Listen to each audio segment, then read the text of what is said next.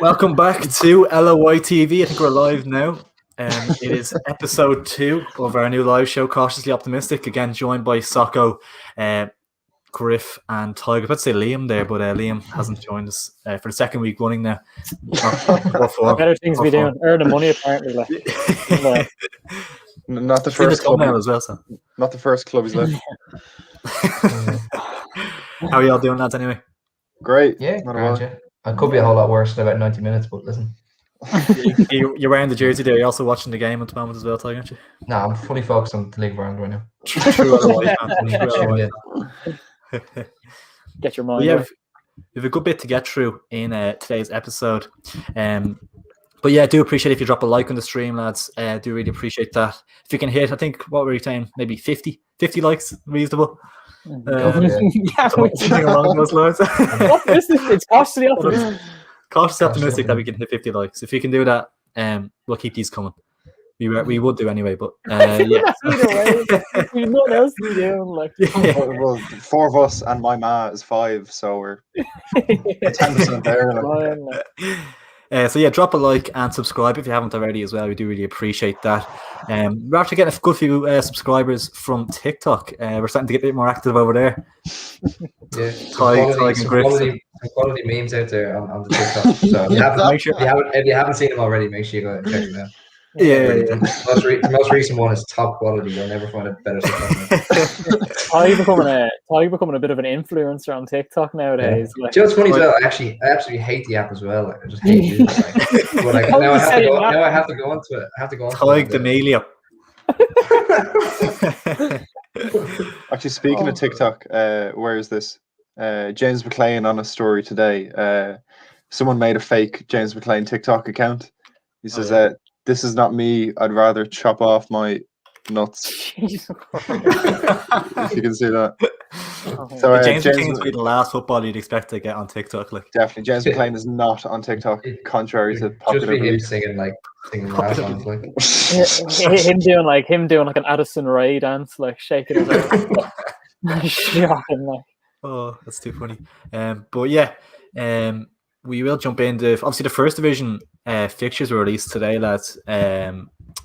So the opening day is a couple of decent games. Obviously, there's UCD and Athlone. There'll be plenty watching that, I'd say.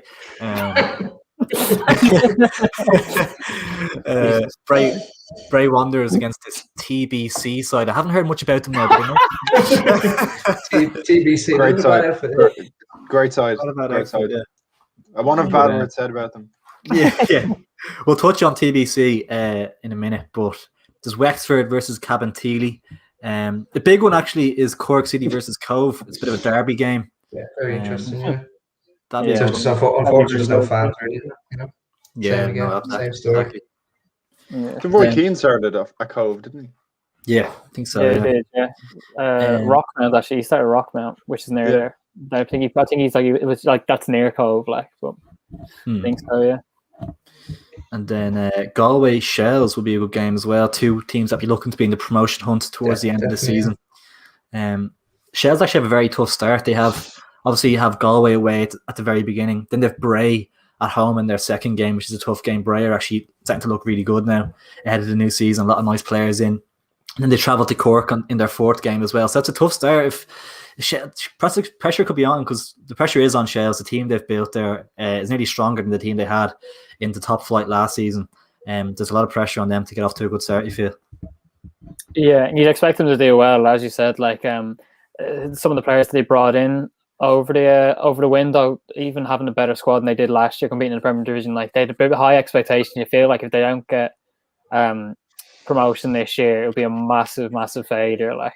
Definitely. So yeah, there's a lot of pressure on them this season. I hope to be honest, I do think they were disappointing last year, and actually I did want to see them do better, even though the fact there was already 4 teams from Dublin in the league. Shells are still always a good team to have. Notoriously a big side, aren't they? Yeah, they are. They were only in the Champions League a few years ago. Do you know what I mean? Yeah. Qualifiers, but you do want to see them in and around the Premier Division. So yeah, hopefully they can on and move back up. Because the budget they've had is insane. Some of the players they brought in, their latest signing, Bruna from Derry, he's former Real Madrid, former Liverpool, was good for Derry in the top flight as well.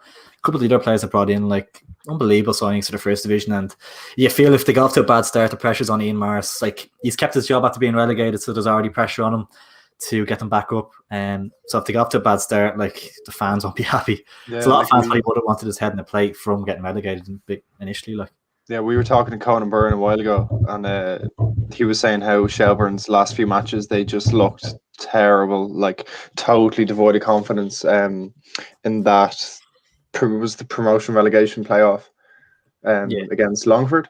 Longford, yeah. Was it? They were atrocious. Just totally lacked belief in the last few games. So yeah, it's really important to get off to a good start in the season. Try to justify like the players they've brought in. And yeah, I'd agree with you, Griff. Totally. Like if they don't go straight back up, be a huge failure. Yeah, definitely. Defo. Palace are 1-0 down, by the way. So wasn't Bamford, was it? Paddy was. I don't know. No, it was Harrison. I think it was a deflection. Log updates from Palace Leeds throughout this stream as well. Just leave me slumping into my chair more and more. It's a Palace Leeds watch along actually. But we were talking about the team TBC. So that's kind of like a team that's been designated fixtures throughout the season. Interestingly, they've only done that for one team, and there's 3 teams that are looking to get into the first division next season. It's going to be based on the outcome of the licensing process. Is there a chance that 2 teams can get it, or is it only one? Do you think I think the Irish Times. I think the Irish Times said there's like a slim chance of them creating 12 team league, but I think if they would have had 3 TBC teams, or maybe 2, they might have been, or you couldn't have 2, but there would have been better hopes of having that. But I think it's clear like there'll only be one team. It's looking like Treaty United. More so, they've announced Tommy Barrett, ex-Limerick boss, as their new manager. I think it was a few days ago. So like he's been at the club for a few months, getting the structures in place. So if they've already announced a new manager, like chances are it's going to be Treaty United. I think Dublin County and who's the other one? Rovers. Rovers. Yeah, Rovers 2. Yeah. So there's a few arguments about the Rovers 2 team. How they shouldn't have like 2 teams in the League of Ireland divisions. But yeah, it's looking like it'll be Treaty United. Yeah, the fact that they've appointed a new manager kind of shows they have confidence in the decision being made in what I think is 2 weeks' time. And apparently they do have players lined up to sign as well. So it would make the most sense as well, seeing as like obviously it's from Limerick. Limerick were pretty well established for a lot of years in League of Ireland. So, there's facilities and stuff there for them, and also there's a fan base there waiting for them. Like there's not many teams in Munster in the League of Ireland. Cork, maybe I can't even think off the top of my head. So I mean, there's already established fan base. Yeah. Dublin County, I mean, we're from Dublin County, and I wouldn't support them, even though I know they did like Sporting Fingal a few years ago, and to be fair, that was pretty successful for a time. But I don't think the demand or the even the fairness would be there if they give it to Dublin County, seeing as like when you have a team in Limerick, the other part of the country, which kind of needs it more. So I think that's probably the favourite. There's probably enough teams in Dublin already. Great point. But that's the thing. Yeah, I'd like to see something like Galway or something like that go up, because even in the Premier Division, like especially last year, there was just so many teams from Dublin, like so. Yeah, something like that. I think we go. Especially for the away trips as well. Definitely, yeah. Working towards that 12-team Premier Division should be the goal, I think. And then even get 10 teams then in the first division, and then because there will be more clubs looking to join. Was it Blue Bale or something like that? We're looking to join, I think, as well, and stuff like. There will be teams looking to join.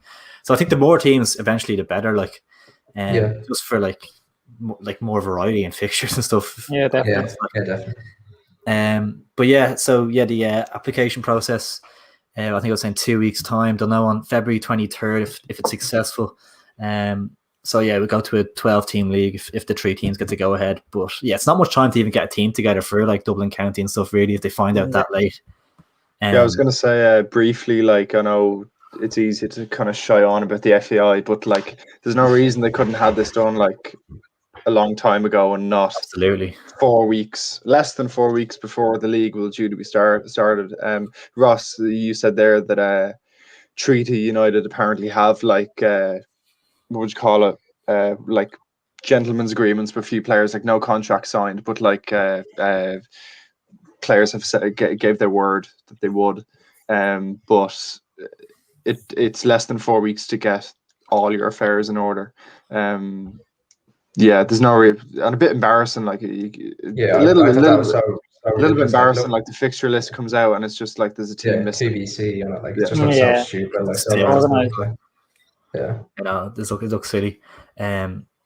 But yeah, some good news was that LOI teams are permitted to play friendlies against each other from February 21st, which is actually before when one of the teams will find out whether they I don't know. It's so silly. Like, obviously, the Premier Division starts on the 19th of March, so it doesn't give you an awful lot of time, really, from it's only, three weeks or so, really, to 3 or 4 weeks to play a few friendlies, really. But yeah, match sharpness might be a bit of a problem at the very start of the campaign. But yeah, we'll see how that goes. Good news, obviously, from a financial point of view. Soccer, you maybe want to touch on this. Bank of Ireland getting on board with the LOI. Yeah, as a associate sponsor, so like Electricity are the main sponsors, but Bank of Ireland, I think it was last week, announced the associate partnership. I think it's a 3-year deal, and supporting the First Division, the Premier Division, and the Women's League, as well as the FAI Cup. So yeah, it's been a long time since like a big Irish brand and name has supported the League of Ireland. So I think, yeah, credit where credit's due. The FAI done a great job. And a big thing of the announcement was the More Than a Club initiative, which was all about like community engagement, getting local people involved in their clubs. Cork and Bows have ran really successful programs in the last few years. So yeah, nice bit of good news for once on that front. For sure. It's a 3-year deal as well, which kind of it's a good thing as well. I suppose. A bit of stability, like that's all you need. Yeah. It is a stress, especially for the league, and like not knowing where the next paycheck's coming from. Do you know what I mean? Literally. So like having a bit of stability coming from anywhere is really kind of needed, especially with the FAI, how dodgy they can be. Like, So yeah, it's good to see. Like, I think not sure if was there a figure rumored of how much that it's going to be. Not yet. Not that I saw anyway. Yeah. You'll take anything. TBC. Like figures TBC. In some, I'm not sure what the story is with Watch LOI at the moment. There's a few. Lenny's after saying it here. Thoughts on Watch LOI not coming back, and it was actually something we had in store to talk about. It's still a bit up in the air. I think wasn't there something said today, or was it last week? Yeah, the 42 had a few days ago that there's a lot of options on the table, but the one they're probably most likely to go for is that some games will be on a platform, not presumably like Watch LOI, and it'll be up to the rest of the clubs to stream the games themselves.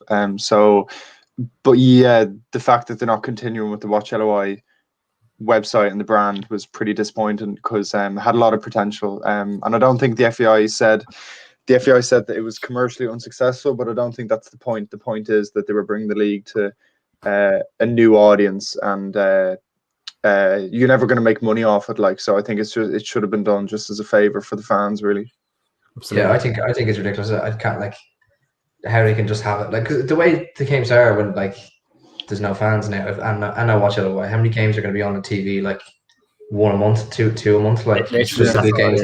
Like it's just ridiculous. Like at least until the fans are back, like you think they'd put it on. I also don't understand how it can be so unsuccessful. Like because they're filmed anyway for highlights and stuff like that. Like I can't imagine it's that dear, like to set it up to stream it and stuff like that. So you think for the general kind of like outlook of the league and stuff like that, they'd stick with it, but it looks like they're not gonna, which is just unfortunate and a bit disappointing.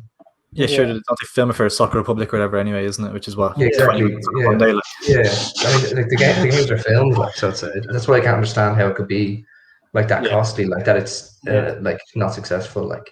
Like even having a single camera, like in some games, like we're not looking for fucking Premier League, 5D cameras. Like just show it again.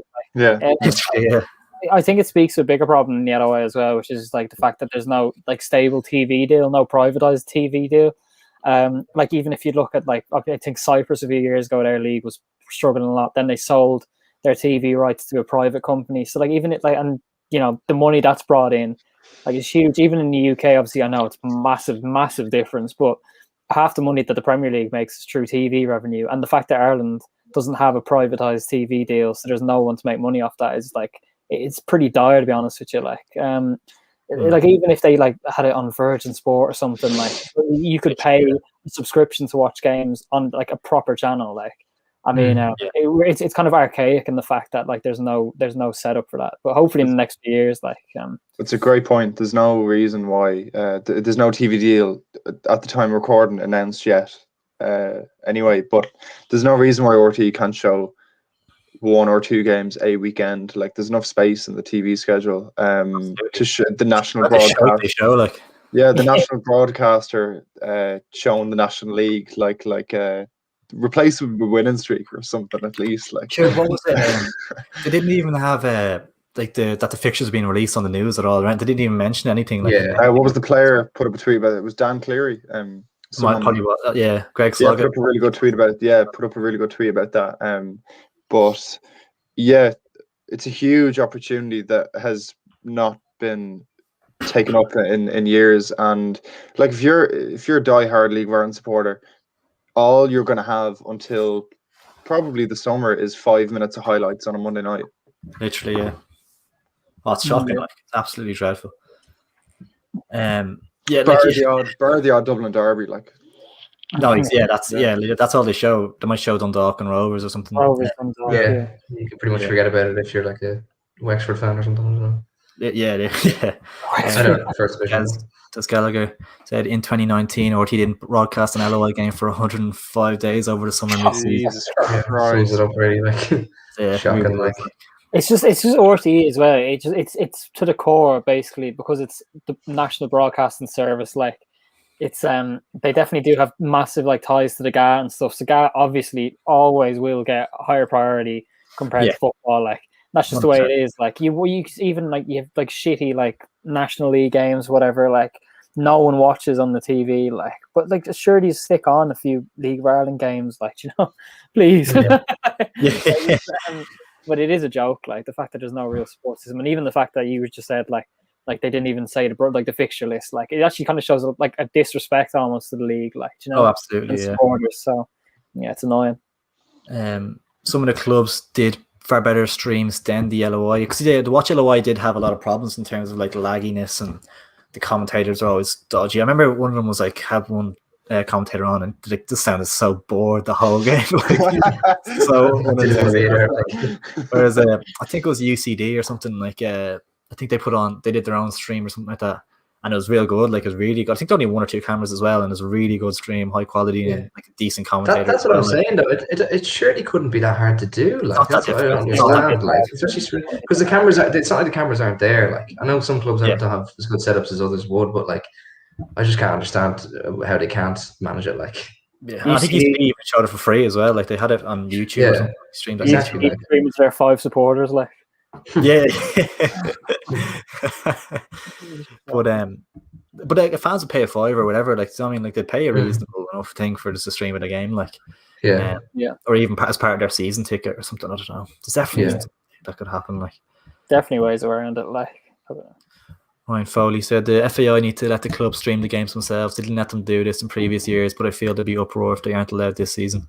Yeah, is that the problem? Actually, it's not allowed. I mean, if there's no way to watch the games, that's disgraceful. Like, so I'm sure there'll be something like that. Like the clubs do it themselves. Like, because like what's the point of even having it on? Like, if the fans can't see it. Like, the highlights on Soccer Republic's just dire, really, isn't it? Like, yeah, and they didn't really promote Watch LOI that much, did they? When they actually were. That's what I don't think they really did. Like, I think they did like one day of like a shoot with like a few players from each team or something, and then after that, like they kind of just like I don't know, they just kind of this wasn't great. Like,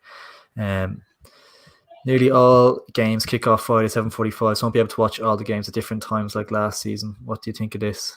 I think it's only Sligo and. Someone else has their games on Saturdays, but other than that, it's still at the same time.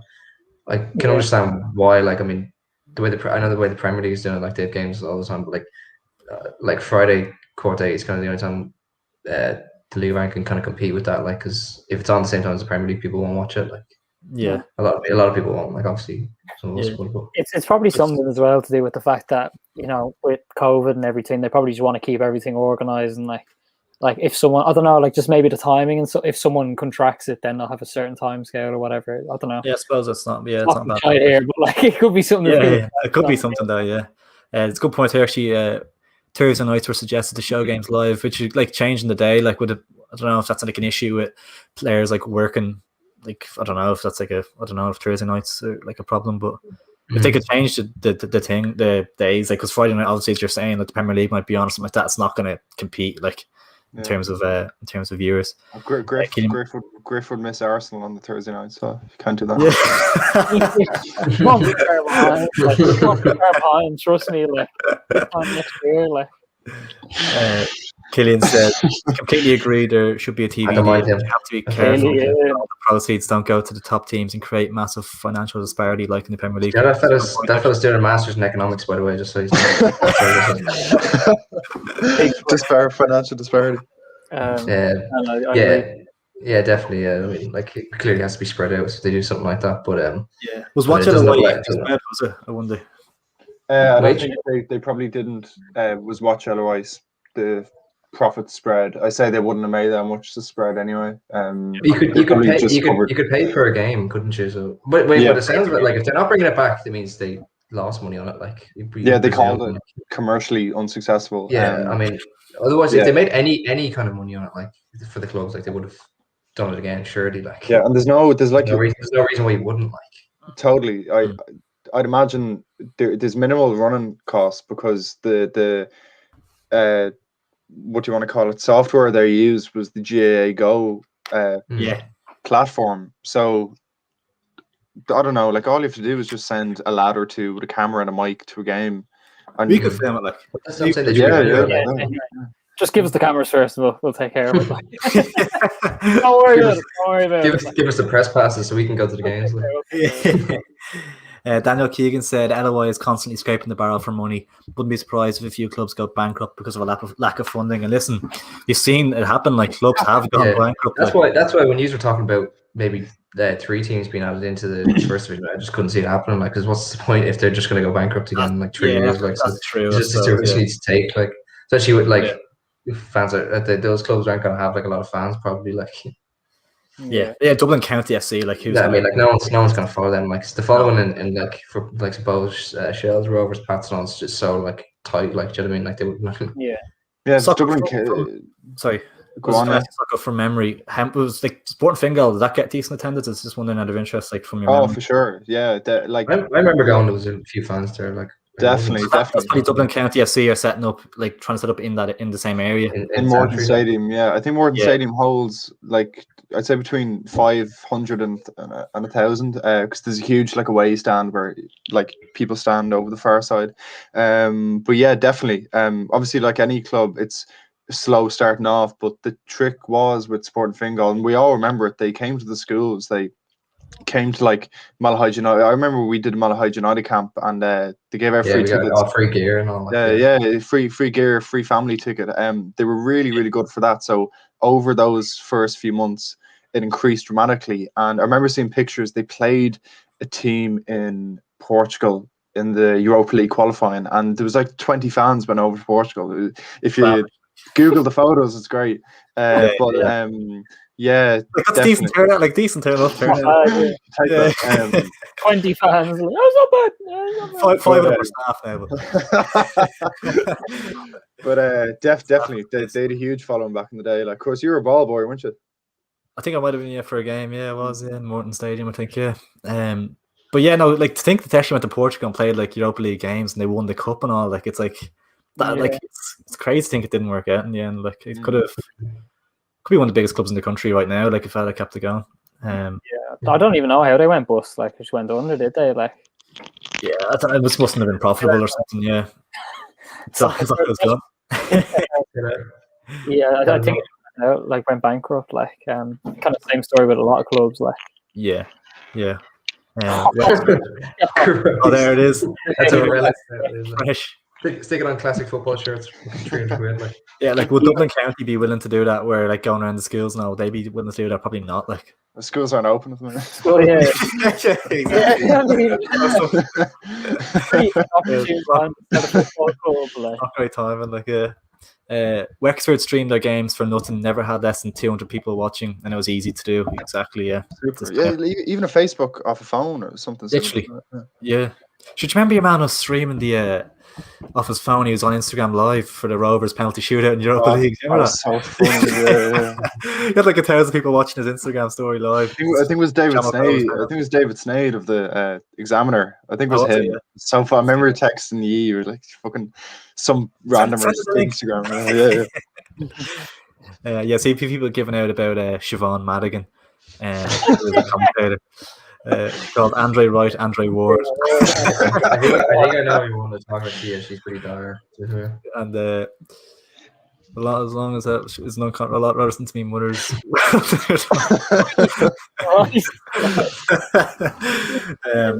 There was speaking of commentators, there was it was the Shells Longford playoff, and whatever the fella they had on, he would not stop talking about Shells. Totally a Shells fan, like, but he had to be neutral.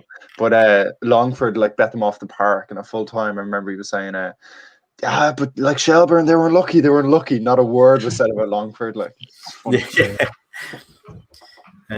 yeah, Killian's coming in. Sporting Fingal went under because of the financial housing crisis. A lot of their funding came from Anglo-Irish Bank, and the least said, the better. Gannon. Shady character. Yeah. Oh my God. They also called Andre Roy Dawson Devoy. Yeah, Siobhan Madigan wasn't great now in fairness. Sorry. How can you call Andre Wright Dawson Devoy? How could you get them two names? I'm sorry, but like for pretty fucking obvious reasons. Like, sorry, come on. Like, Jesus Christ, Dawson Devoy, like a 20-year-old white man. Like, minimal effort got into that. Fair play to her. She doesn't see colour. Fair play to her. You give like Kieran Gibbs, Alex Oxlade-Chamberlain a bit of leeway, you know, but like that was shocking. Like. Just touching on some transfer news, moving on to it.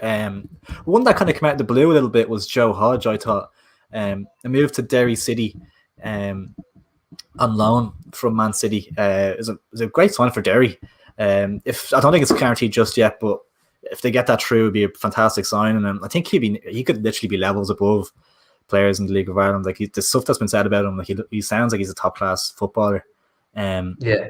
I remember watching him at one of the underage tournaments. He was quality. Like he ran the game. And he was. I can't remember if it was the 19s or something. He was 17 at the time. Like, and the only problem I see with him is maybe his physicality. Like he's not too tall. Like, but other than that, like he's unbelievable on the ball. And like to be a Man City youngster in this day and age, like you're probably gonna have a bit of talent. Like, do you know what I mean? So yeah, I think he'd do really well there. I'd like to see him like feature a good bit. Like he'd probably start pretty much every game for him. Like, I mean, imagine he'd be like running that midfield. Like.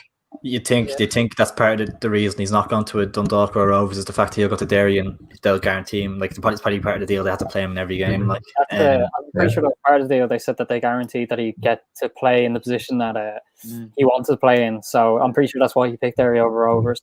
Like, I'm pretty sure he's eligible for Ireland and England, but like seeing him go to Derry like to play to get games on, so I think it's quite a good sign. It's a good sign for everyone.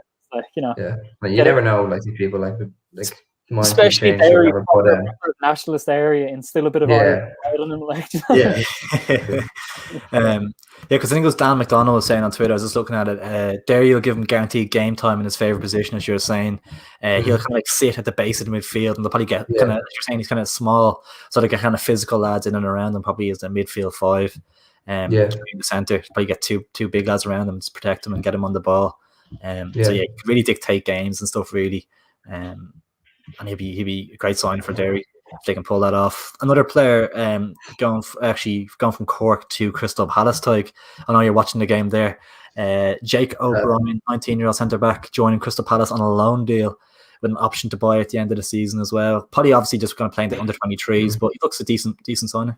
Yeah, I mean Palace are doing a lot of this kind of stuff lately. Like they got their academy upgraded to Category A, and like they're in such a competitive like place in London and stuff like that. But like a lot of players might go to Palace because they think they have more of a chance of getting into the actual first team, like instead of like the Arsenal and Spurs and stuff like that. But yeah, I wonder because by someone, wasn't he? He was released by Arsenal, yeah. Arsenal, so there's players like that kind of get overseen. What's got? I wonder. I know he's 19 now, but the under-18s manager is actually Paddy McCarthy. I don't know if like some reason know him. He's Irish centre half, like he captained Palace and stuff. I think Sean Derry's the under-23 manager. Do you remember Sean Derry? Like would have played Palace, like QPR and stuff like that. So QPR, they're doing a lot more of that kind of thing. I mean, we saw like Teo Ardamola, like he's another. We've talked about him before. Like he's playing the under-18s. I think they're actually top. The under-18s are actually top of their league. Like I think it's like Premier League South or something like that. Like he got a professional deal, didn't he? Yeah, pro contract. So yeah, it's a good sign. He's left full, I think, isn't he? Is that yeah. But he's good. There's a video of him scoring an absolutely unbelievable goal. Like you might see it on Instagram or something like that. Yeah, but that's a decent player.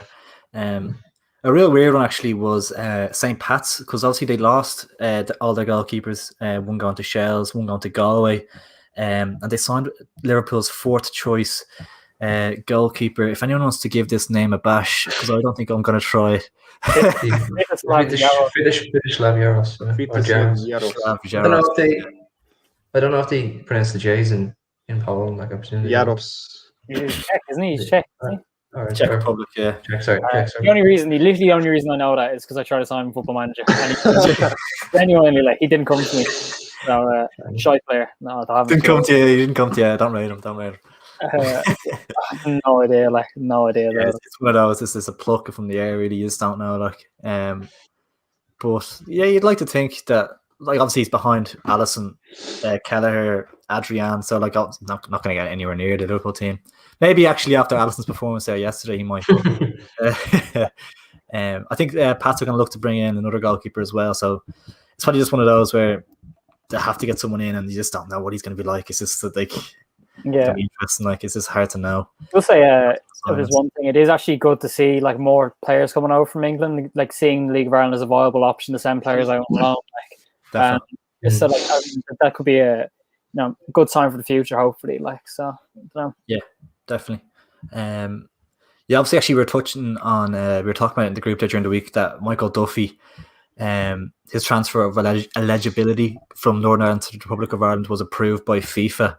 I was going to read out some stuff on him. He was previously capped at under 18 level for the Republic of Ireland. Then he subsequently played for Northern Ireland up to under 21 level. Got a call up to the Northern Ireland senior squad ahead of a World Cup qualifier, but withdrew in advance of the game. Stephen Kenny was hoping to have the 26-year-old involved for the start of his tenure, but an issue with his paperwork was the reason he wasn't involved. So it's 26 now, so he'd be looking to get into the squad nearly straight off the bat. Is there a chance he gets into the squad in March, isn't it, when it's announced? Yeah, I think the fact that Stephen Kenny names small squads, not like previous years where like Mick or Martin would name like 36-man panels and then and then cut it down. Like we'll know for sure in or like early middle March. But yeah, super option to have. I mean, more players declaring the better.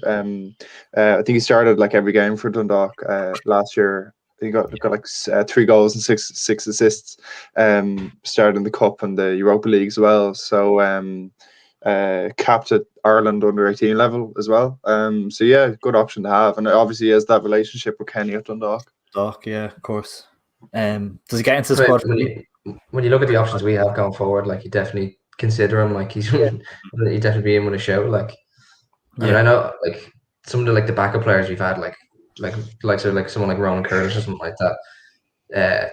I kind of thought he deserved to call up, but then he played that game against, was it Bulgaria, when he missed that chance? Do you remember that game?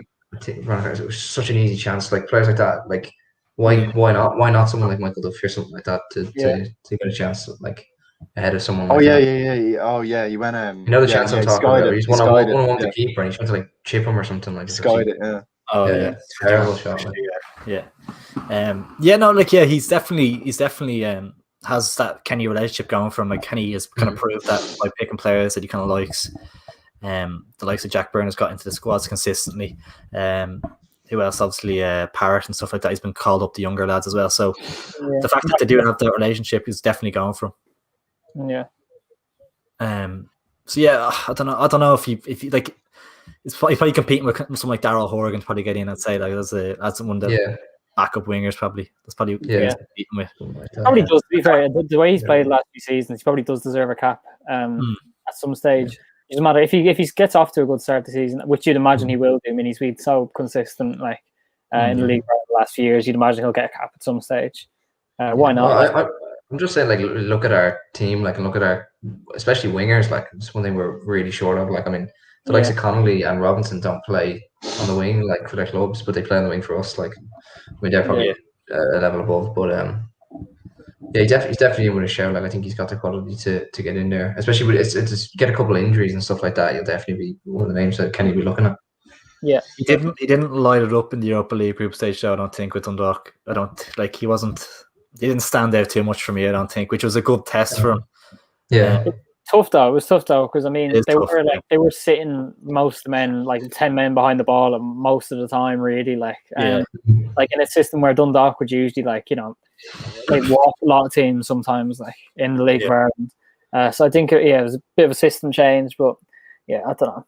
He's a good player. Like, he's a good player. He's a good player. But yeah, if you compare to Daryl Horgan, remember Daryl Horgan, like, I think he scored against Zenit and stuff like that in the Europa League. Like, he really did really well. And in fairness, Daryl Horgan, actually, I thought he did all right for Ireland. He did all right for us, yeah, he's a hard worker. Yeah, I liked him, in fairness. Like, I mean, from what we had, like, he played better than I. Like, Robinson's never really had an amazing game in an Irish shirt. Like, the likes of players like him. Yeah. No, absolutely, yeah. I think it was Bulgaria and Wales was our last two games. Possibly, and Horgan really impressed me in them. I think he scored in the weekend too. Horgan, So we'll get a clear idea like the next few weeks. Definitely a few players like that to keep an eye on. Yeah, one as you're saying to keep an eye on. One to definitely keep an eye on. He hasn't really been mentioned in the Ireland picture, but I started doing really well over in Scotland with St Mirren, former Dundalk man Jamie McGrath. I think he scored against Celtic and Rangers, I think, or he's definitely won against those sides anyway. And he's done really well. And he's another player in that kind of position. I think he's a few years younger than Duffy. Another player in that position that could definitely be competing for an Ireland to get into the Ireland side. And he started doing really well over in Scotland. So it's kind of like it's a higher level than the LOI realistically, isn't it? So if he's doing well there and Duffy's doing well here, it's kind of you have to nearly go with McGrath. It definitely is a step above. I don't know. Sure, we need anyone at this stage. Like, anyone to do a job, and why not? Like, we haven't got any competitive games for what should we have? Have we? Fucking hell, we got to work. March. Jesus Christ, man. Serbia away first game. March 26th. Oh, it's that late in March, is it? Crept up, didn't March it? 26th, the first game, I think. Yeah. No, Kenny has a lot of big decisions. It is weird that we've got a full qualifying campaign and essentially a year basically, like that just like squashed in like in a calendar year, which is unusual. Like, I got a depressing email today. I applied for Euro 2020 tickets and I didn't get them last year, but they sent me an email and said, "Oh, hey, do you want to work at Dublin Euro 2020?" Absolutely no chance.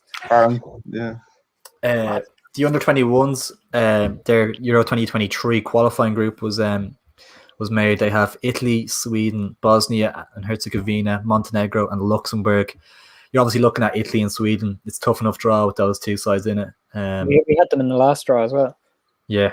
It's like Denmark and Wales. It's like under 21 version. Like, obviously because Italy had like what was the Sandro Tonali and all them as well. Like, it's such a good team. Yeah, unbelievable. I think wasn't it like half the team went out with COVID, or their full squad went out with COVID and still beat us 2-0 as well, or something. I think. Yeah, last team. Should they even had like Moyes Keane and like Patrick Catrone and stuff like Catrone?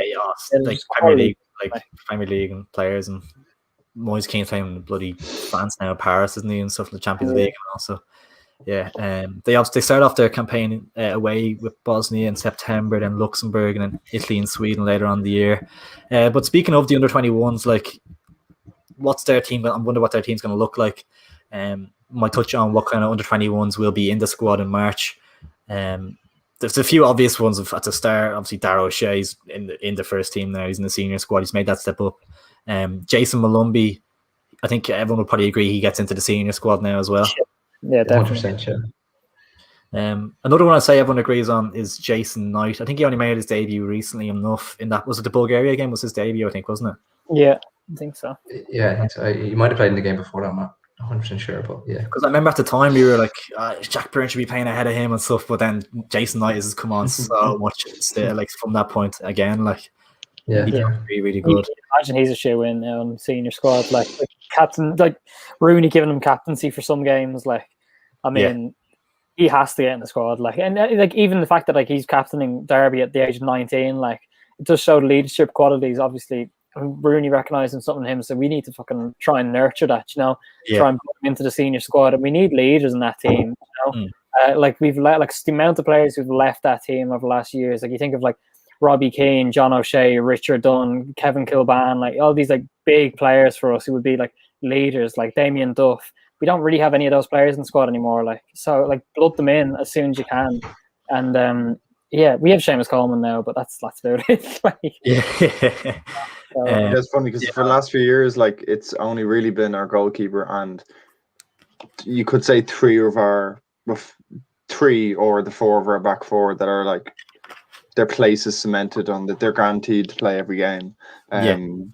But yeah, you need constant people in that midfield. Robbie Keane, the likes of Robbie Keane in that forward line, leaders in the team. You really like when your backs are up against the wall to kind of dig you out of a hole. Yeah, even Duff. Remember, like Duff was in the dressing room recently. It's a big loss that he's been taken out of it. But I think you were saying Socko before about Duff that like he's a real strong-headed character, like real, and isn't he? Like he's a real kind of has his own way. Stubborn, yeah, for sure. Really well spoken, like independent in himself. Not afraid to make a big decision. Such as we saw over Christmas. So it's a huge shame that he's gone, isn't it? Huge shame. Yeah, for sure. It just seems like it's setback after setback for Kenny at the moment, really, in terms of that, and it's straight in with, as we were saying with that game against Serbia. So he needs to kind of get it going a little bit. Next player is kind of a couple of strikers. You don't know whether is there competition for the striker positions or is there not, like, because they're not scoring any goals, but then there is a lot of young players coming through. Maybe start off with Adam Ida. Does he get? Kenny obviously really likes him. Kenny was really playing him as like this lone striker, as the starting striker. So you'd imagine that he will be in the squad in March. I know he's had injury troubles. I'm not exactly sure when he's back, but even without us, he hasn't been playing at March really though. So like I don't know. Does he get into the squad?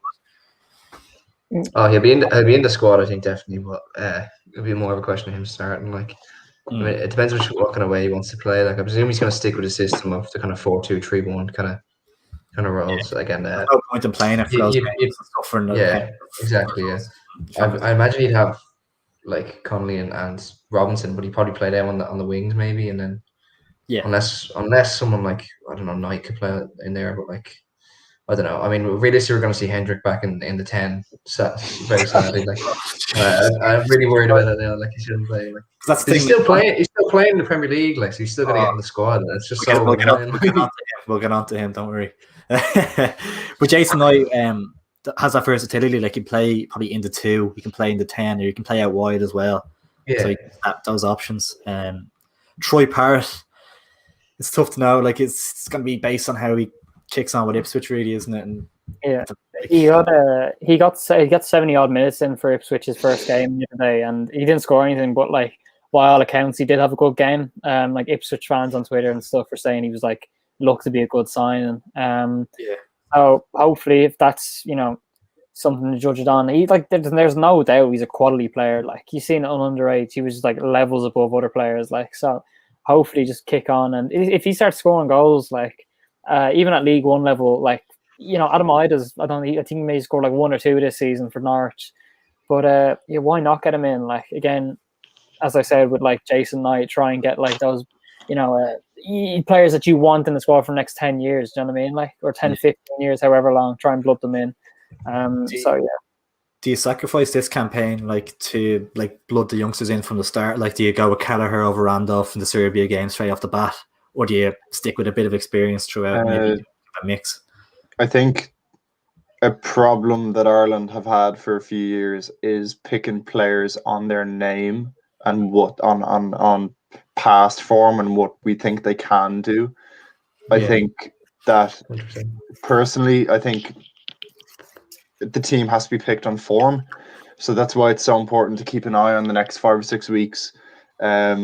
See which players are scoring, see which players are keeping clean sheets. And if you pick your team on form and it doesn't work out, I don't think you have too much to give out about. But if you say like, oh, I know Ida hasn't scored or Parrott hasn't scored, but look at his potential. And if that doesn't work out, you can say, well, you should have picked that other player that has had a really good few weeks. So I would like him to pick the team on form. 100%. Like, I mean, the likes of Hendrick, obviously we talk about all the time, Harron as well, like, haven't done anything for us, and they get in the team anyway, and that's not going to promote them to do anything else. Like, I mean, they're going to think, oh, well, I'm going to play anyway. Like, what's the point of even putting in a good performance, like something like that? That's So the thing with hopefully it's a lot more picks like that. We'll get onto Harron's form in a minute, but just to finish off these under 21s, Nathan Collins is one that we kind of touched on in last week's show as well. He was rumored to be getting a move to Premier League. I think he gets into the senior squad now as well. Maybe even over the likes of Shane Duffy and stuff. I think you still get Shane Duffy into the squad probably. I'd say Duffy will still be there, and then you've got like Kieran Clark as well, and Egan, and then so maybe because you don't want to. You could see him in the 21s. Maybe you don't want to weaken them too much like all at once. Yeah, especially since he coached him, he knows like he probably know how frustrating that is. Like just players can take off like that. Yeah, combo players then not playing them like. Yeah, exactly. So. Yeah, no, I do think Shane Duffy still gets in ahead. Like he will probably be a shoe in still. I do feel sorry for him. Like in Celtic, like he's not really, excuse me, he's not a ball playing. Kind of thing in Celtic, they were trying to like put him in a system where he'd be playing like with the ball a lot more, and he struggled. Not make an excuse for him. He's been pretty poor all throughout, but still, like to be fair to him, well, I mean, the last few games by Ireland hasn't been as good, but like 90 times out of 100, like 9 times out of 10, you could say he's been quality for Ireland. Like so, checking it'll be the answer to a pub question. Who was the only goal scorer for Ireland in 2020? That'd be a pub question. Seriously depressing. Briefly, a few lines here from Neil Lennon the other day talking about Shane Duffy's situation. He said he'll be the first to admit he hasn't been good or as consistent as he can be. He'll be massively disappointed because of the way he feels about Celtic. Lennon said that there is still time for him to find his best form between now and the end of the season. And he says all the criticism he's been getting when you go home to an empty house. I didn't realize he was living on his own actually. That can be difficult. That can be difficult to deal with. We all know like his personal troubles, but hopefully he can kind of pick it back up in the next few weeks. Like for sure, yeah. You just don't know what's going on in their lives, don't you? You just don't like fans just don't think of it at all. Like especially with what happened with his dad. Like his dad being a massive Celtic fan, him being a Celtic fan since he was a kid, like your heart does go out. It felt like the perfect move. Like it felt like it was all going to go well for him or something. Yeah, it felt, I don't know. Your heart goes out to him, like It's not all on him. Celtic have had a dreadful season. Neil Lennon is not a good manager by any stretch. No, he's not. He's not. No. Like he's got 9 in a row based on the fact that Rangers weren't there, like or they weren't good. But I think as soon as he gets a challenge, they crumble. Exactly. So it's not all his fault, like as disappointing as it's been. Like. One we'll touch on briefly is Danny McNamara. So you might not have heard of him. He's with Millwall at the moment. I think he's been on loan a few times the last couple of seasons, but he's had to get in a little bit more recently with Millwall. I think he signed a new deal tonight actually. He's a right back, so it's probably the one position where for an under 21 coming through is probably unideal at the moment with Coleman and Doherty. But then again, they're not in the best of form, so it's hard to know. You probably have more of a chance of getting in if you're playing a 5 at the back, as like a backup wing back maybe. But I'd say we will stick with the back 4. So I'd say his chances will probably be limited in the senior side. An interesting one is Obafemi. It was a shame to see his move to Swansea being scuppered by an injury. If he's I think Kenny's kind of made up his mind on him a little bit, hasn't he, in terms of his ranking of where he is in his strikers' preferences. Is he still eligible for the 21s this year? I think. Is he out of age? I think he's still 21. Yeah, is he? I'm not sure. Check now. But yeah, I do think there's especially with he didn't do himself any favors, like when he tweeted He's only out 20. stuff like 20. that. And you do feel like Stephen Kenny was definitely not take that in the best way. Like I don't know. I do want to see it. Like, I think he's a good player. Every time I've seen him, he's been rapid. Like he's just so quick. Like, and I do think he could work in the future. Like he did well under Kenny for the 21s. Like, but he's lively, isn't he? He's like a lively striker, isn't he? Like off the bench, I think he's good as well. As like Old Trafford, he came on and scored an equaliser. I think it was healthy as well. Yeah, like I think he's just a lively presence, and that's handy to have. Like sometimes you can bring on, if you're bringing on James Collins, he's going to kind of stand there and do much. Whereas Obafemi's kind of busy. Like, yeah, I don't know. Like he's a strange one again. He hasn't been playing. Like, so you don't know when he's going to come back. Like, especially with injuries and stuff like that. Like, he come back and be half the player he was. Like when he was fully fit, you know. Which is unfortunate. Like it's such a young age. His attitude seems to be a problem. Like, I mean, I don't know. Like, cause he could have easily got into the bench. You think like a few times for Southampton, but he hasn't even been. I don't think. Like. Yeah. Even Shane Long's gone now as well. So, but maybe when he's fit, he might be back on the bench and stuff like that. But yeah, it's unfortunate. I can see him staying with 21s for another year anyway. Yeah, because when he was fit, he wasn't getting a look in under Hassel, really as well. So, he got that equaliser at Old Trafford. Just by the way, just Killian didn't want it to be mentioned. Just another Southampton player who actually, I think he did his ACL or something. Will Smallbone, who actually was coming on. I think he did his ACL in, I think maybe it's not his ACL, but it was a bad injury. I'm pretty sure. Which he was actually coming along really well at Southampton, and he was getting game time as well.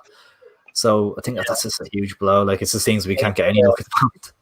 Yeah, he did his ACL in January, like the start of January. Jesus, such a blow. Like, and he was doing well after Southampton. He's getting he really was. He was starting to come into the first team and stuff like that. And like they were doing well. Like when he was, I mean, they're not doing as well anymore. I think they're kind of falling off a little bit. But yeah, they're still top half. I think so. They were top of the league for a day or two. Same with Palace last time. Oh, are they? Yeah, they're still 1-0, isn't it? They're 21 points. Yeah, it's 1 at half time there. Happy days. But yeah, Smallbone, I think he still has the option to play for England, so it would have been nice to get him into the senior side and just put all the doubts to put him on bed. Like, get him on a game for the last 2 minutes, like what we should have done. I think he would have definitely been in the squad if he was fit, like if he's getting decent minutes at Southampton. Like, yeah, definitely. On a side note, I wonder what's the precise. Are you declared for your country for good if you're included in the squad, or do you have to play like a minute? Yeah, play. Well, sure, Declan Rice. Declan Rice played 2 caps for us, like. They're friendlies. They were in friendlies, though. They were friendlies. Oh, you have to play.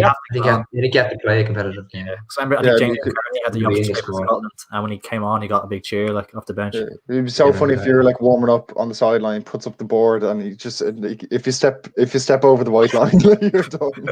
His foot's just like quivering on the sideline. Like. Just turns and runs down the dressing room.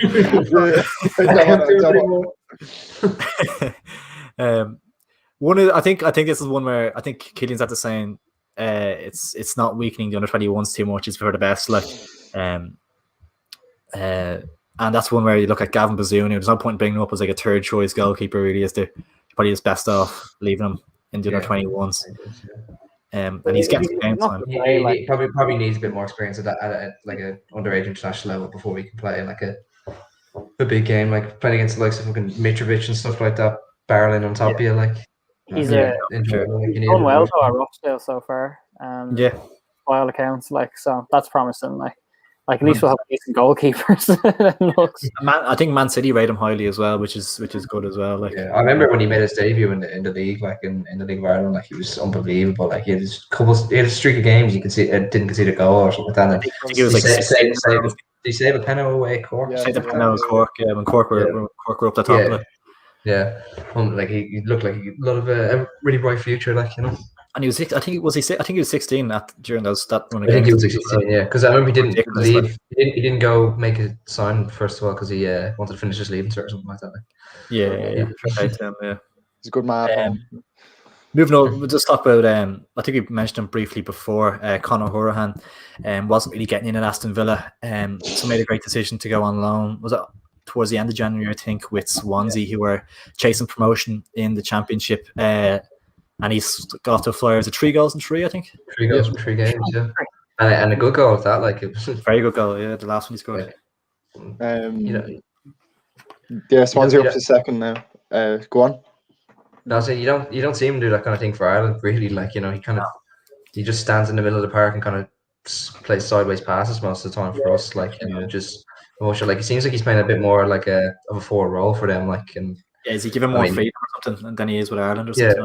Yeah, exactly. Yeah, I mean, if you have like with Ireland, maybe if you have like the likes of maybe McCarthy or something playing beside him, and then he maybe has like a bit more freedom to go forward, but maybe needs to stay back and stuff like in our system, because we haven't really got that kind of holding player there beside him, like especially with like Malumbi likes to go forward as well, like he likes to drive the ball forward and stuff like that. He's a box to box, isn't he, Malumbi? Hendrick kind of does it as well. Yeah, Malumbi will go for it. I think Malumbi where he's playing with Preston, isn't it? And he's playing like in an attacking midfield role at the minute, like, which I would have seen him a bit deeper, but he's playing a bit further forward, like. So which is promising, because hopefully that will be a bit of encouragement to get Hendrick out of the 10, and out of the team as well. There's a few people on Twitter saying that Hourihane, the last 3 games, obviously with 3 goals, has been much more suited to the cam role, like rather than a CDM we've been so used to seeing him in. And then as well, like he hadn't played since November until these 3 games. So yeah, really hit the ground running. Second at the moment, so like it's all going good. Yeah, no, for sure. Yeah, no, he looks a different player, really, doesn't he? Then when he's playing for Ireland, I think it was a soccer. I think you said last week, the last thing you remember him ever doing for Ireland is that free kick against Georgia. Yeah, just after the tennis balls. Yeah, ever since then he's just been pretty anonymous, like pretty pedestrian, like. But yeah, no, like most of the players have, to be fair. Yeah. Well, I think you need to come out and say that it's good for his sharpness and stuff leading into the qualifiers for Ireland and stuff. So he is a player that you would say absolutely has so much ability. Like, he's probably one of our most talented players, nearly. So yeah, you'd be hoping that he'd be in good form, keeps it up going into March. Like you said on the weekend, what do we have here? Your football career is too short to be sitting around. That's one of the reasons I came to Swansea. What's he, 29, 30 now? So yeah, it's really positive at the moment. Yeah, I want to see him do well as well, because like even Aston Villa, like last season, didn't do that well. They almost got relegated, like, and he wasn't even getting in the starting team, like, so. It looks to be a good decision, dropping down, getting some game time, hopefully being able to come back up to the Premier League and maybe get into that Villa squad or into a different squad in the Premier League. Be brilliant, like. So yeah, definitely. I don't even want to say his name, to be honest with you, lads, but we're going to touch on him briefly. Nealon. Don't say his name. Don't say his Jeffrey Hendrick. Red card at the weekend for Newcastle. Newcastle fans. He's a good lad. Everything he touches turns to shit. Like, God love him. Honestly, like, he can't do anything right. Like, he just can't. What did he do? Did he get sent off for Ireland recently as well? Didn't he? Yeah. Jack Burns. Jack Burns played a loose pass, and then they were breaking. He kind of had to make the tackle. I remember at the time we were saying, like, "Oh, it's the best thing he could have done all game." Got himself banned for the next game. Like, yeah, because you don't want to give him too much of a hard time, but like, I do, yeah. Terrible, like. Is it? What annoys me though, like when he was playing with Burnley, he was actually playing well in the Premier League. And when he first started for Newcastle, he was scoring goals and stuff like that. But when he plays for us, man, he literally looks like a fish out of water. Like, he looks like he's never played football before half the time. Like he gives away the ball, he puts us in so many compromising positions. Like, and he's the most frustrating player to watch ever. Like. Yeah, the only good thing he did was the cross in for that McLean goal in Cardiff. He stepped over the ball. Like, yeah, he had a good Euro 2016. That was it. Like, yeah, but he hasn't done anything since then. I think that's fair to say, in an Irish shirt anyway. And he had, as I said, he had a good start with Newcastle, but I think for the last since maybe he's been dreadful. Like, been terrible. It's a poor enough Newcastle side now. But they've signed like Joe Willock and stuff as well, so I wouldn't be surprised to see him just not play again. Yeah, like, Willock scored 10 minutes into his first game, like, and he's a decent player, like, and obviously on loan. just even like on Twitter, like because I remember like him when he first went to Newcastle and he scored like 2 in 2 games, and I was like, here, like, am I genuinely missing something here? Like, are we on? Like, is he a good player? Like, is he a good player? And then Newcastle fans, even though he had scored and stuff, were like, hey, this fella's dreadful. Like a few games after that, when the goals dried up, there was like, what does he bring? Like what form's temporary, being shite is permanent, as they say. Don't want to be too harsh on him, but like he's crap. Like he's crap. Because the thing is with the Burnley team, like he kind of like I think he got a 4-year deal at Newcastle as well. Like it's unbelievable. But with that Burnley team, I think Sean Dyche makes like championship players play in Premier League and makes them do well there. Because like a lot of their team is like championship standard. So I think Jeff Hendrick just kind of suited that and obviously suited their system and worked hard and stuff. But I don't know, like there must be something. No, he's dire. No, he's dire. The guy was linked to AC Milan, like what? Like, I don't get it, man. I don't Great get comment there from Killy McCarver that he couldn't pass wins. Oh, brilliant. So, I feel bad for Newcastle. He was playing right mid for them in some games. Callum Wilson was more starved. Oh my God. I mean, they had Joe Linton playing in the 10 and Hendrick playing right mid, like an absolute disaster. Like once St. Maximin got injured, they were bunched. Like he's the only creative player they had at the time. Like I mean, what's his name? Almiron works hard and he can get down the line, but like I don't really rate him that highly. He seems to be coming in a bit better. Yeah. Like you see, it's a poor Newcastle team, isn't it? Like, that team is. Could Kieran Clark get a shout? Starting. Absolutely. He gets into the squad. He's been starting most games, I think. Yeah. He's not a centre half. Like I hope he is kind of playing for us. Could get a shout. Yeah, I put him in ahead of Duffy anyway. I'd say Darragh O'Shea got dropped. I think there. He wasn't playing like the last game. I don't think. Who were they playing? West Brom? I can't remember, but I remember Darragh O'Shea wasn't playing. Interesting. Johnny Spurs. I think it was really. So Kieran Clark might be the most informed centre half you have at the moment, actually. Probably is, yeah. Egan hasn't had a great start to the season anyway. Yeah, Egan definitely gets in. Like you tell you what, Sheffield John's best player, but I think he's Sheffield John's captain actually, isn't he, Egan? I'm not sure. Billy Sharp is when he plays. Oh yeah. Billy Sharp's brilliant too. Sure.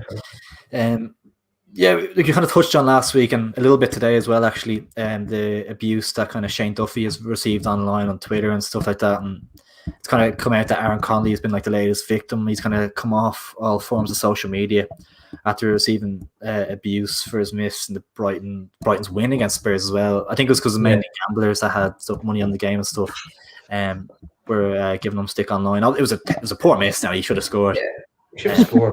Not saying it's right, but people just forget that they're people themselves. Like absolutely. In general, we've seen like a lot of outcry about like the racism kind of stuff. It's just shocking. Like I mean, the way like Instagram stuff like that works, like there's no way of like you don't identify yourself. Like you can set up like an account without even putting your name on it. Like do you know what I mean? It's shocking. Twitter as well. Twitter is so bad. Twitter's terrible for that. Yeah, like, there's no repercussions. Like like. They should set it up in a way like fair enough. You can have multiple accounts, like because people are gonna run like meme pages and stuff like that, whatever. But just stick an ID on it, like do you know what I mean? Like just someone to be held accountable for what they say. Like it's been a lot in the news the last while, especially. Like off the top of my head, like Rashford and Reece James getting awful like racial abuse. So there's a big push now. Well, it seems like, to be honest, there is every few months, like, and then it kind of passes and nothing's done. But yeah, hopefully something's done. The only way social media companies will do anything about it if it affects them financially. So like if the government impose fines on them or something, like I don't know what the answer is at all, but the more people who use their site, the more money they generate. So it's in their interest for people to create as many accounts as they want. So nothing will be done unless there's a financial incentive.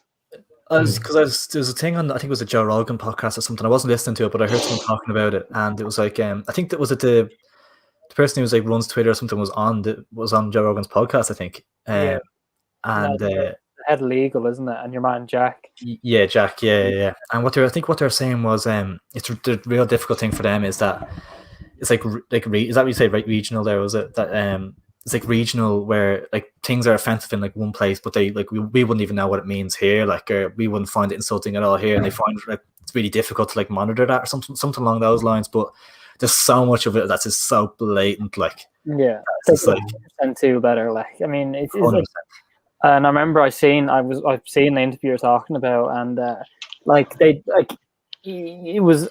I'm not defending it, but obviously the fella that they were going up against, Tim Pool's like he's like a far right fella, so like I don't like the guy at all. But he was like, how can you censor this? They pick and choose what to censor, basically. Like, and I do think that like they definitely need to be held accountable. Like, there needs to be stricter, like, you know, for signing up. Sure, he's given identification or something. Like, just cut it out at the start. Like, that's why I don't understand about the whole regional stuff and everything. Like, oh, it's real hard that this could be offensive here or here. But if you sign up and you give a passport that's Irish and you send a tweet from Ireland, then surely you should be coupled from Ireland's laws, and vice versa. If you're in India and you're Indian or America or whatever, like, surely if you do it from sign up, there shouldn't be a problem. Do you know what I mean? So that's my opinion. Yeah, I think the bottom line is that like no matter what level, like schoolboy, League of Ireland, Premier League, if you badly abuse a player or like a ref, you're a total idiot. And like if you're abusing a 20-year-old guy for like you losing a bet, you have a fucking problem. Like that's like like it couldn't have been Brighton fans because they obviously would have been delighted with the result. Like it's just like probably just kids and obviously gamblers, whoever as well. Like so, yeah, it's just so stupid, isn't it? Like it's a shame that he felt like he had to come off all forms of social media, and it's just more needs to be. We've seen that as well over the weekend. I think came out today. Mike Dean asked not to ref any Premier League games next weekend. So another like kind of side note from the League of Ireland, but like another shocking piece of news that just shows how bad the situation is at the minute. No matter how shocking of a ref he is, because he's absolutely appalling, don't give him I like the guy. If you listen to Peter Crouch's podcast, he's hilarious, man. He's so funny. Like he's he used to organize chicken. Even pundits have come out and said like he wants to make it about himself, like he wants to make it the Mike Dean show. Yeah, I've heard a good few people have said that. Jamie Redknapp after the West Ham game, the Souček got sent off. Went on a total rant, and I suppose like if he goes on a rant, like Sky Sports get views and they generate revenue, so I think it's in there. But he said the title of they sensationalize a lot of shit. Like anyway. But are you all right for time? I know we've run over the hour mark there, but I might just have a look at a few of the comments before we wrap up. Everyone all right for time? Yeah, there's a good question there about Bowes. I think 2 people asked it. We missed it. I don't know if you missed it. I just said we think Bowes could win the league this year. Yeah, I see Lenny saying in here. I think Bowes have a chance to win the league this year. I might ask, whoever wants to say it, but I know Griff, you're a Bowes supporter. I do like everyone's in with a chance. I do think Dundalk probably will win. I'm not saying it probably will win because I'm not a fucking mystic, but I do think they have the best chance. I think Bowes have made decent signings.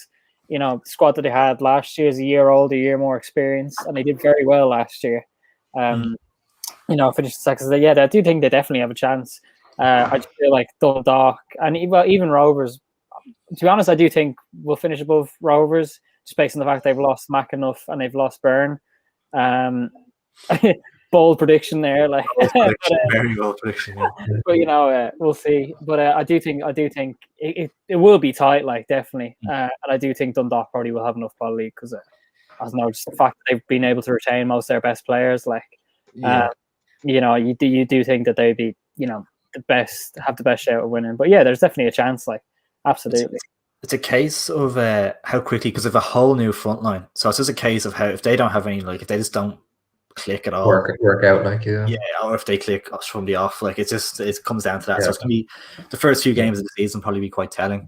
I think Keelan's proven before that you can lose players and kind of adapt, and like they've kind of been getting better even when they're losing their best players. Like, so I definitely think they'll be in kind of the top 3, definitely challenging, but maybe top 4 if like Sligo or someone break in. But yeah, they still definitely got the quality to probably challenge and the manager to do it. So, but I really see your probably bets would be on Rovers or Dundalk winning it again. Yeah, one of the two probably. Yeah. Just go back quickly for a second. Killian McCarville said the English government are changing laws to make social media companies more accountable for the abuse that's been given recently. Was on Sky Sports today, which is really good. And was that so? Like, that wouldn't be like the Irish government would need to do the same thing, is it? Like, it wouldn't. Yeah, but I mean, usually what you see half the time is if the English government do something, this is not fair. Like we do, you know what I mean? Like, so just trying to find a few comments here. A lot of them would be just stuff people saying stuff while we were talking about it. Really, someone asked if Sligo for top 3. Saw that. And Palace are 2-0 down as well.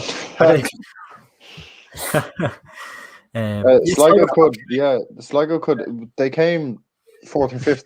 They just came 4th or 5th last year, didn't they? I think Dundalk beat Waterford and Sligo by like a few points to get 3rd spot. So for sure, it could be anyone's really. Yeah, no, that's like I think it could be very open actually. To be honest, this league. How many points will Stephen O'Donnell's Saints win the title by? St. Pat's will be minus 20.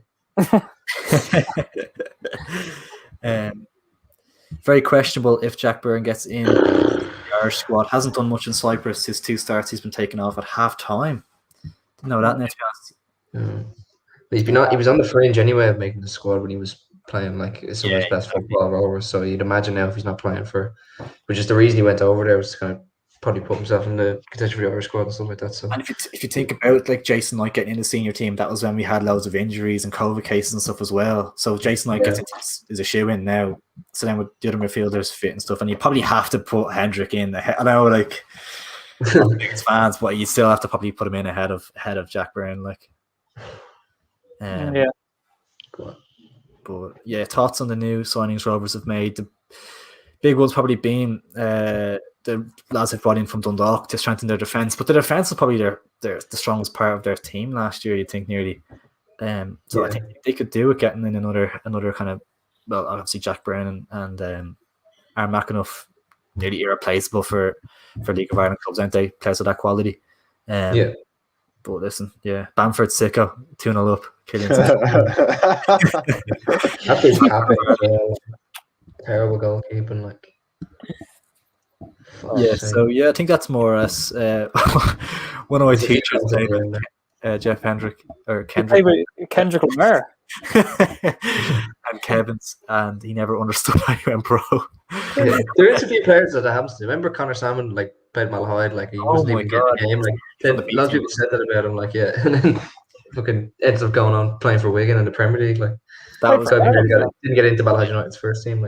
Yeah, to be fair, we paid what $500,000 from him. He scored a goal that kind of kept us up, so he's worth it. He scored a goal that relegated. Who was it? West Brom, was it? West Ham, I think. Yeah, West Ham even. Avram Grant was West Ham. He nearly scored Ham. against City that time. Remember, he hit the post against City.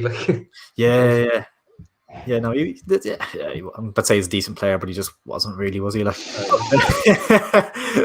think the Ireland jersey signed by him, it says to Jane, all the best, Connor Salmon. I literally wore it, because I haven't grown since I was in 6th class. I literally wore it the last Ireland game we went to. What was it? Do you remember? I beat him in a game of skill school. He was on stage. He's on stage in his primary school, and he just did solos. I was there doing a rainbow flicks and everything. I was going to say, man, you can't say that about your hero. No, stop.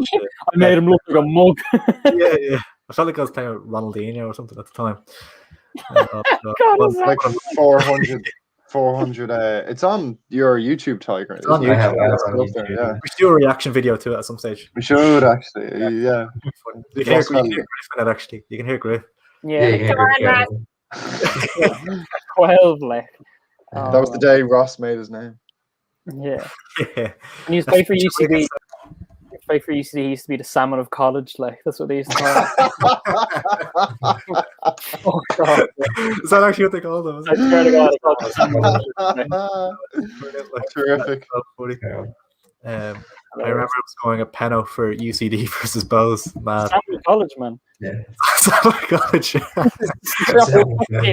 Absolutely Tune in, cautiously optimistic every Monday for more of this content. Honestly. Oh, brilliantly. Of college, like the last thing we'll look at is Lenny Plays said, "Did you hear about the joke rumor going around on Twitter about Bowes getting linked with Anthony Stokes?" Sure, that guy's on the run. Like, sure, that guy can't be signed for another 2 years. He's on the run. He's on the run. Like, he's wanted in about 5 countries. Like, I think he smacked someone in a nightclub, is it? Something like that. I don't know. He didn't show up for court or something like that. Is that?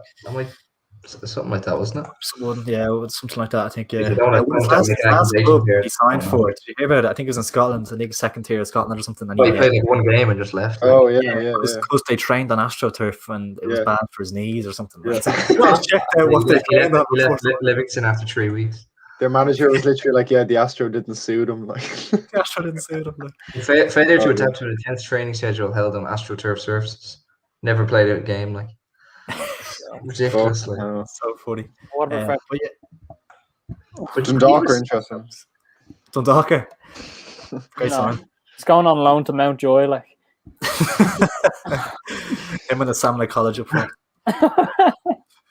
Yeah, but I think we'll leave it there. Hold on a second here, Aldo, before we go. On the 8th of June 2013, Stokes attacked and headbutted car park attendant and part-time Elvis Presley impersonator Anthony Bradley in Brockway's nightclub. What a fucking line of Wikipedia. Elvis impersonator. Like. Part-time Elvis. It's described in court as a nasty, cowardly attack. Like, poor Elvis impersonator. Like, poor Elvis, like. I'm Yeah, trying to think of a impersonating a bar. he was convicted in 2019 of stalking his ex-girlfriend and her mother. He was given an 8-month sentence. He got the PR. Good side for PR wise. Yeah. Bowes appointed a climate change officer and signed Anthony Stokes in the same week. Like, conflicting, like. This is the last thing we'll look at. The Salmon of College is the best thing I've ever heard. Football is a beat cautiously optimistic. Absolutely love that. Absolutely love that. Oh, I don't know how many likes we're on at the moment, so it's probably like 6, but can we hit 50? Greatly appreciated. Greatly appreciated. Appreciate your support, guys. I'll check now. I think I'll check now. Check now before we go. We'll hit 50 likes. Are we live? Just magically goes up like fucking 100 likes in the last 30 seconds. Like 24. We're halfway there. 24. That's all right. Halfway there. Guys, do appreciate the support. So if we stay on another hour and 20 minutes, we'll hit 50. So. But yeah, hit a like on the stream and subscribe. We appreciate all your support. I'm just reading off the screen now at this stage. We appreciate all your support. Yeah, my eyes are just moving across the screen. Like, make sure to drop a like. Blah blah blah. You know the deal. 8 o'clock every Monday. We'll be here. Will you? That's the question. Hit the subscribe button, and you'll never miss an upload. And we usually upload some clips and stuff during the week, because it's an easy way to get some content out, I suppose. But lazy content. 50 likes, that'll do the job. Thanks for watching, guys. Appreciate your support on this, and we're gonna try to get fans and stuff on soon. So if you want to get on the show, let us know down below. Lovely. Go on. Talk to us a bit, lads. Cheers. Nice.